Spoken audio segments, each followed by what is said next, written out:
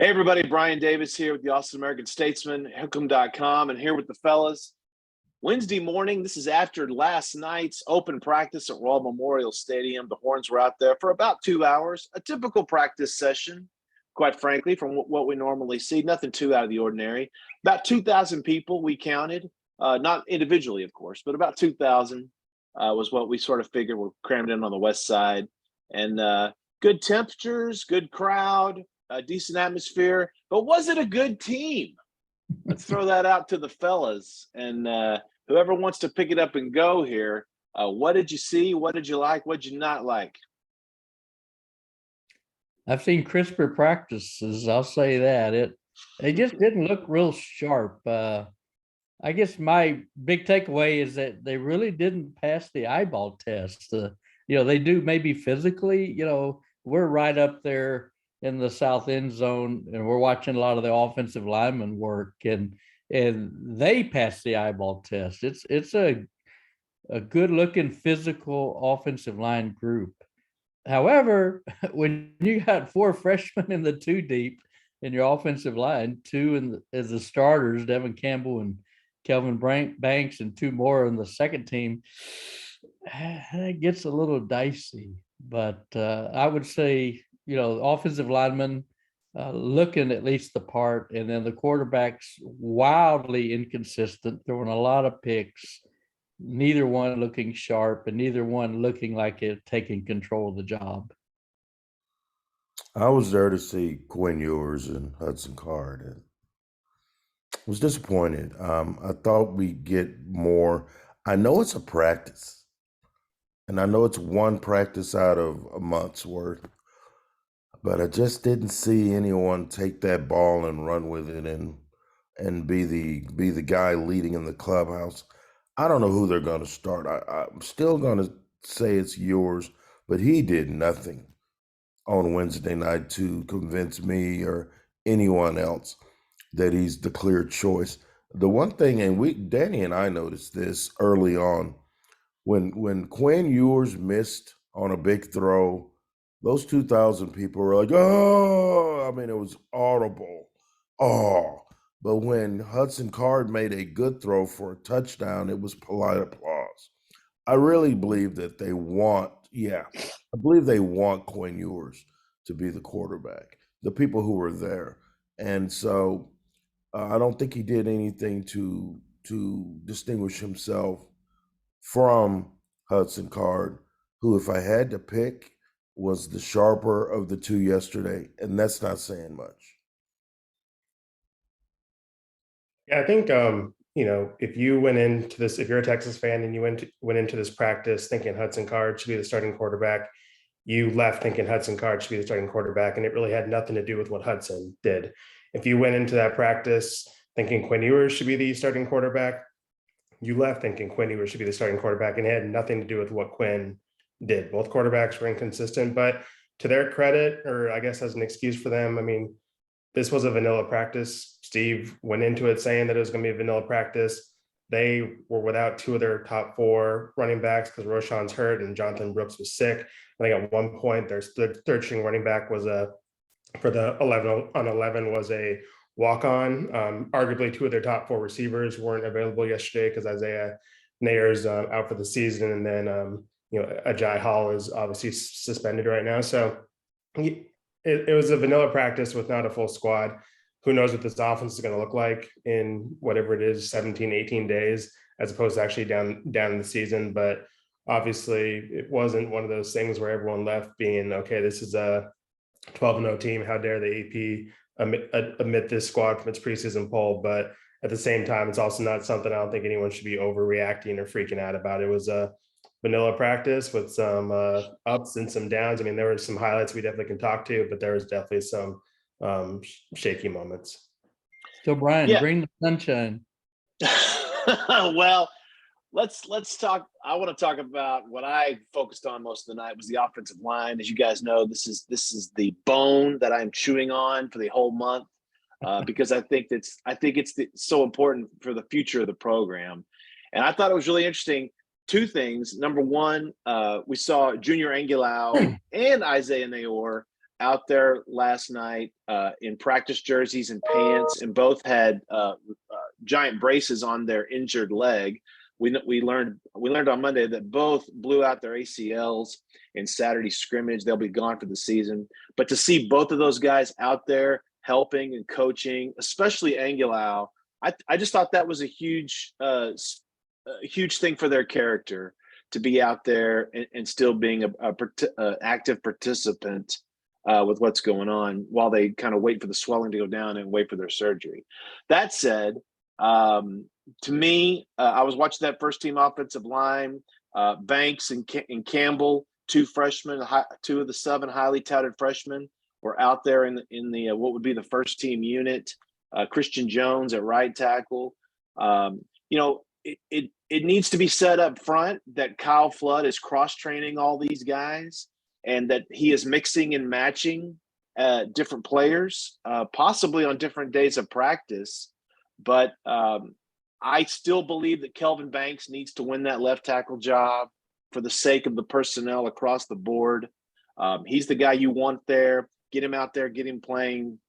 And for Campbell, if he can play that guard spot, that would be terrific. And you want an Angulau at that other guard spot. So there's some questions there. But to see the two freshmen, to me, in that thing was a big positive. Look, I'm not a betting man, or I don't know exactly. I'm not in these rooms with Steve and those coaches, but I feel very confident saying Mr. Kelvin Banks will be the left tackle in that opener, and DJ Campbell will be lined up at that one of those two guard spots. I feel pretty confident with that. I agree. 2 weeks of practice. I agree. And like I said, didn't you guys think they looked the part, the old linemen? They don't look like, big, sloppy, fat freshmen that can't move around. I thought they really did pass the eyeball test, and they're going to just get better and better. They're going to be growing pains, clearly. But I don't know. What do you guys think of the receivers? Danny, you mentioned the 2 that are out, and Troy Meary didn't run any of the routes. He was out there and suited up, but I don't know if he caught a pass. He wasn't running routes in any of the drills for the 2 hours. So, and I know they're probably bringing him along slowly. They don't want to, run the risk of losing him long term. But I don't know, what y'all's degree of faith in this wide receiver? I mean, Xavier Worthy is one of the best in the country. I think Jordan Whittington is as well, if he stays on the field. But after that, Tariq Milton, he's supposed to be a backup slot to Jordan, but I think he brings a lot of value. And then you got some of these freshmen. What y'all's confidence level in the receivers, Cedric?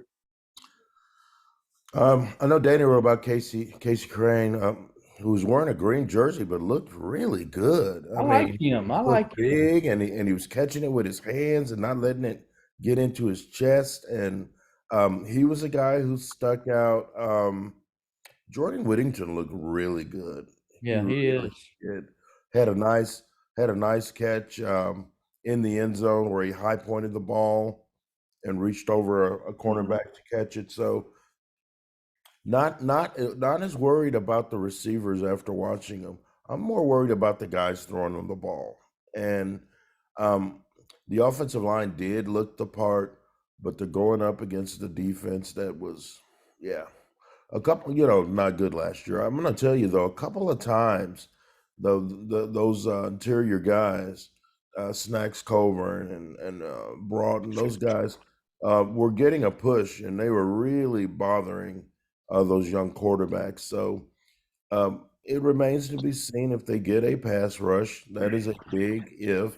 They can get a pass rush, a semblance of a pass rush, and not have to force PK's hand into blitzing too much against quality quarterbacks.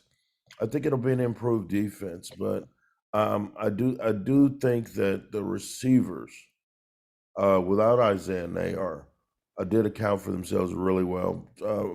X-Man looked really good. He looked really good, particularly after the catch. And Whittington, big question mark: can Jordan Whittington stay healthy? That's every year we ask the same question. If Jordan Whittington plays 12 games and X plays 12 games, I think the Longhorns will be okay. I don't think they're going to be great, but unless these quarterbacks, just show us something that we haven't seen yet. But I know a lot of the onus is going to be on Bijan Robinson, who I would probably shut down for the rest of the month. Real quick on the receivers. Brennan Thompson. I wanted to look at this just so I have it right.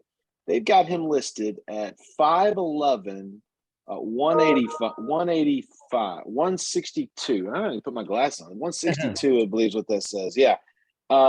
He's a little bitty dude. He's a little bitty dude. I met him at the state track meet. I did a column on him. Mm-hmm. He's not 5'11".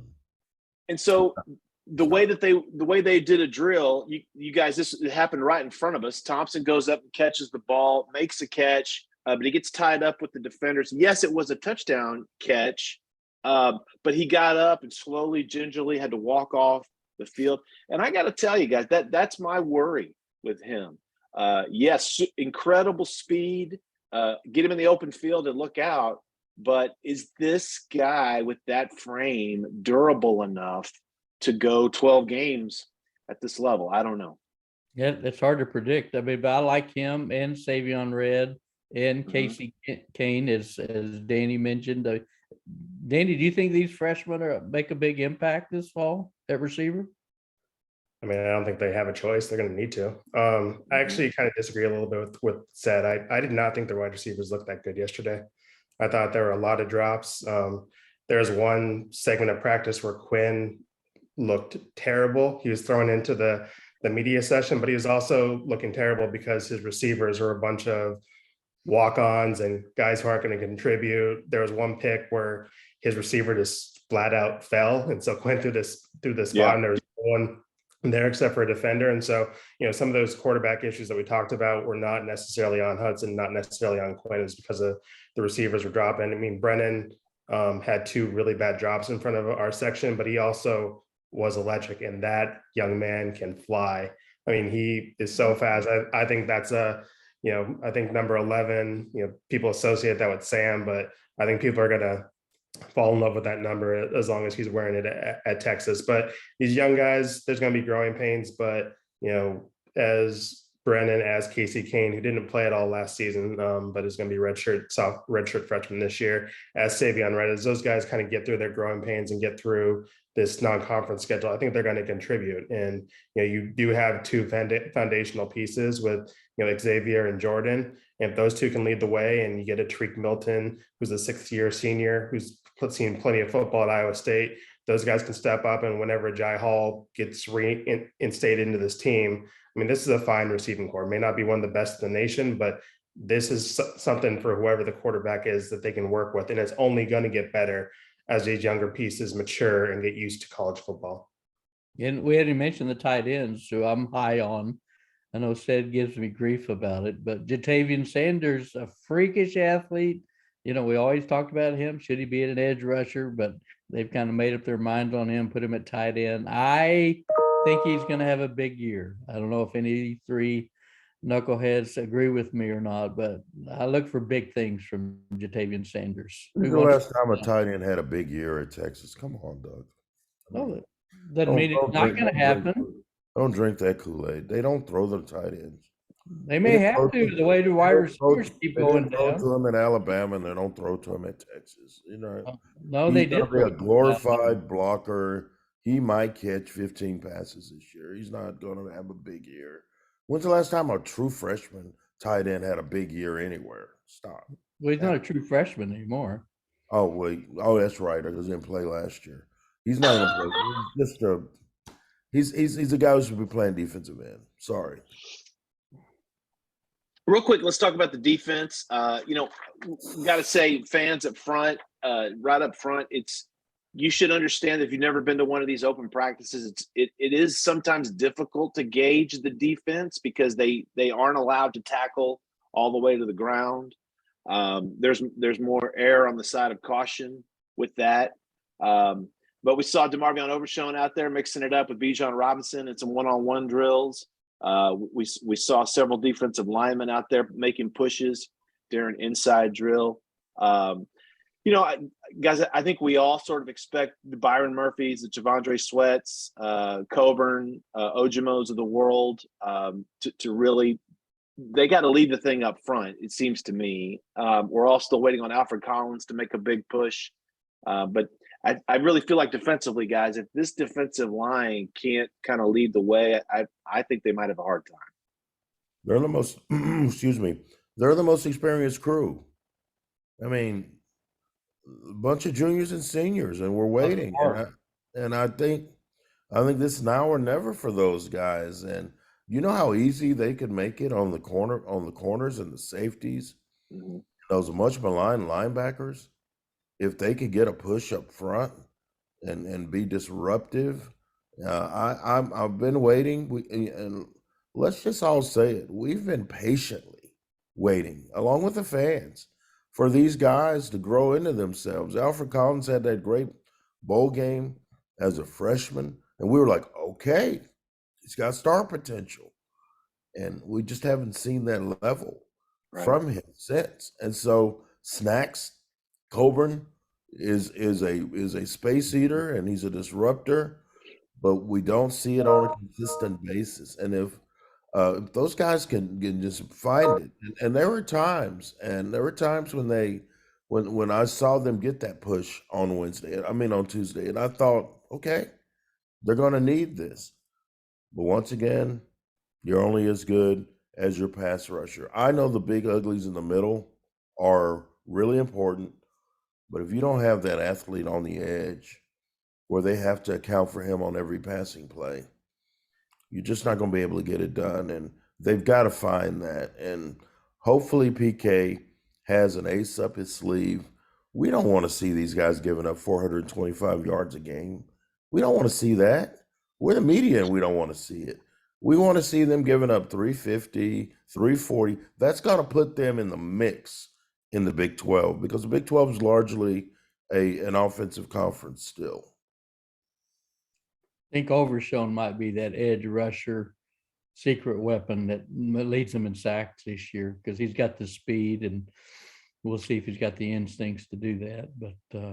But edge rusher, boy, it's not far behind the offensive line and quarterback as far as question marks on this team. I think on the list of things I cared about yesterday, defense was 20 spots below the last thing on that list, just because it doesn't matter. Nothing we saw yesterday in practice matters until September 3rd. I mean, what we need to see this defense doing, if they did that in practice, hit a quarterback, hit number 5, we'd be seeing them running laps instead of actually practicing. So, I'm sure they're getting lots of good reps in practice and film session. The coaches know what they have with those guys. And a lot of those, guys are vets and they have experience. So you hope that plays into it, but it really doesn't matter with the defense until that first game against ULM, and then obviously Alabama the week after. So we'll see what we need to see in September. What happened during a random Tuesday night in August just doesn't matter. And like you said, we really couldn't see that much anyway, just because of where we were situated, and the practices that we do go to, they're on the complete opposite end of the field, and that's fine. It just doesn't matter until September. That's true. Five did look good. I mean, 5 looked good. We haven't talked about 5. He looked great. Shape. He looked good in blocking drill against Agent Zero. He's looking physical, he's looking thick, and he's looking fast. They're going to put a lot on his shoulders, and I just hope that he's able to have a healthy junior year so he can be a first-round pick in the draft. They need more players. Who didn't look good? The kicking game.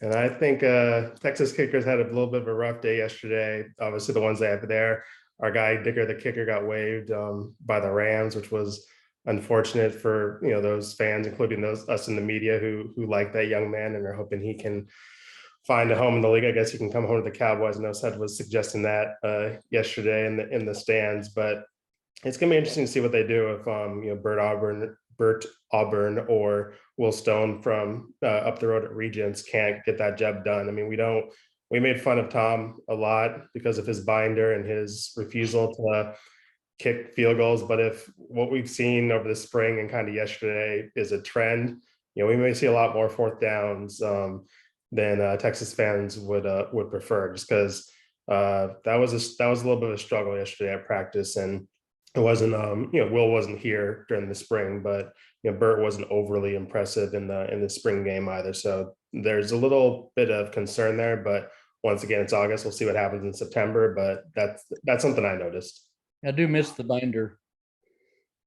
I do. I miss binder comedy. That's what I miss the most is the binder comedy. Low comedy. Low comedy, exactly.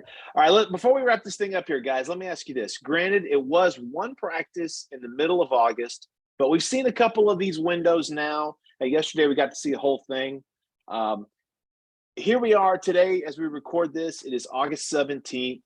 Have you seen anything that dramatically alters your opinion of what this team can or can't do going forward based on what you thought, let's say, at Big 12 Media Day? I've been on them as an 8-4 team, and I'm worried. And I was telling Kirk yesterday when I gave him a ride, I'm wanting to write something positive and glowing, but I don't see it. And I'm wondering if I'm being too negative. I was on Big 12 radio and Sirius radio, and Dusty Dvorak and Gabe Icard goes, "Well, Sid, you just sound so negative." And I go, "I'm just telling you what I've been seeing, and I hope I'm wrong. I hope that they go 9-3. I hope that they challenge for a Big 12 championship. But for the little snippets that I've seen 4 or 5 times over the last month, I just don't see them being a player in the Big 12 this year. I just don't." Yeah, I kind of agree. I think they're trending downward since the spring for several reasons. The injuries, being one of the primary ones. They lost 2 really big keys to this team. And then the second thing is that we don't know, like Danny said, we don't know about the defense, but we know they can't rank 100th in the nation and be a good team. And then thirdly, the turnovers with the quarterbacks. I thought they looked crisper, a little more polished. The fact they threw so many interceptions yesterday, and they had 3 interceptions in the scrimmage that Sark mentioned on Monday. That's a bad trend, and a lot of these are managed drills. There's no pass rush, there's no heat on the quarterback. So I just, maybe something clicks these next 2 weeks, and then you have the youth of the freshmen up front too. So I don't know. I just think it's kind of trending downward for me at this point, unless we see a change in the next couple of weeks. Danny? My opinion has changed absolutely none. I don't think a single one of us is going to pick ULM to beat them in September 3rd. I don't think a single one of us is going to pick them to beat Alabama on September 10th. So and I still think they're better than UTSA. So regardless, I still think they are a 2-1 team after non-conference.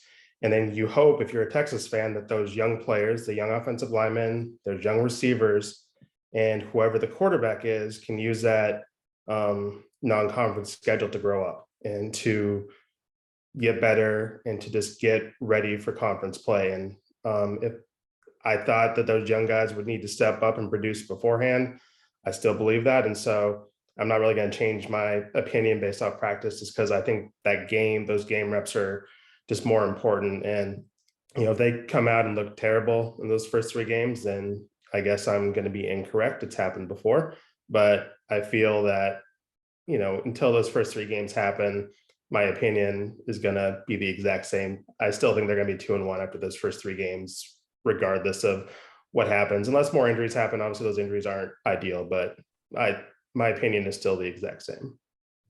And that's where I'm at right now. A 2-1 team going to Lubbock, and then we'll find out for real where things are. We're running out of time here on this thing. Anything else you guys want to hammer home? Tomorrow's another day. I want to put this out there. I want them to win. I do. We're journalists. Don't tell We me. don't want to we cover all crap. do. We don't want to cover crappy football this year. We all do. We don't. We like Steve Sarkisian. The little general Gary Patterson spoke to us yesterday from the end zone. We like the staff is fine. They've recruited well. We would like for them to win because I don't want to see the look on Danny Davis's face if we're at the Alamo Bowl. I just don't want to go through that. And I know Chastity doesn't want to go through that. And I know Chuck doesn't want to go through that. Bowl game is progress. Any bowl game. Wow. That Am hits I wrong? hard. That hits hard. It does hit hard. Texas Bowl would it be progress at this point? Good point. Good point. Absolutely. Well, that's some positivity we should end on for today. Remember, you can catch all of this at hook'em.com, part of the statesman.com. Go on there, check it all out, subscribe. You actually might enjoy it, believe it or not. And right here, make sure you check out Kirk and Ced's podcast On Second Thought every week, where you get your favorite podcast. But for right now, that's going to be it. For Danny, Kirk, Cedric, and myself, we will talk to you next time.